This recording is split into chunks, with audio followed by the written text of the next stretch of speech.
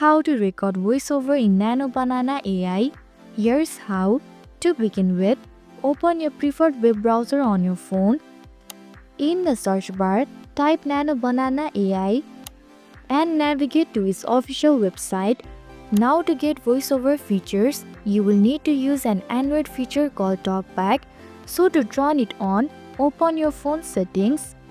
Next, tap on the search bar at the top and type accessibility. Then open the accessibility option from the search result.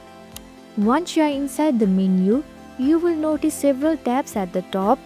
From here, click on the Vision tab. Inside the Vision section, you will notice the TalkBack feature. Just click on it. Finally, turn on the toggle beside Use TalkBack. Furthermore, hit the Allow button and go back to the NanoBanana AI website. Finally, TalkBack will read whatever appears on your screen, allowing you to record voiceover in NanoBanana AI. And that's it. I hope this video helped.